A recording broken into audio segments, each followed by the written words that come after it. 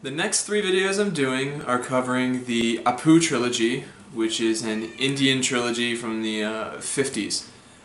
Today's film is Pather Panchali, which is the first film of the trilogy and is widely considered one of the greatest films of all time.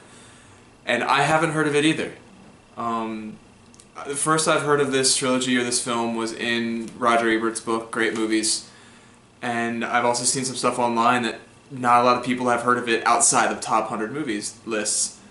So that kind of intrigued me a little bit. This isn't a film I was looking forward to watching very much because I'm not familiar with Indian cinema, Indian culture, and that era of films I'm not a huge fan of either.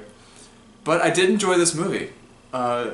It felt more modern than other films from that time to me.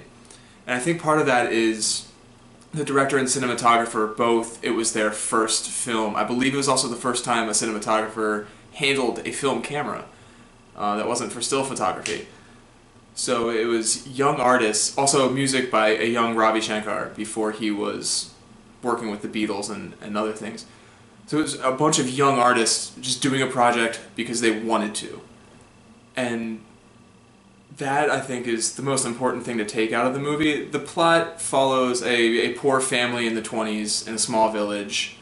Apu is the youngest child.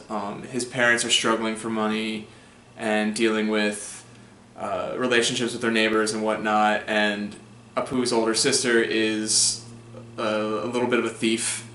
And they go through struggles. In the end of the film, they decide to leave and move on to a new city, leave their ancestral home, and move on with their lives towards where more money could be.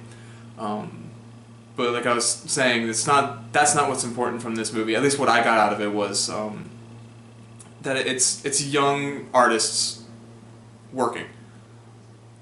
And it's just like with Kevin Smith and Clerks and the early Robert Rodriguez movies. It's just a couple guys, let's do this thing. We don't know what we're doing, but we want to do it, and we're going to do it. And it came out very beautiful. It's a very beautiful movie to watch.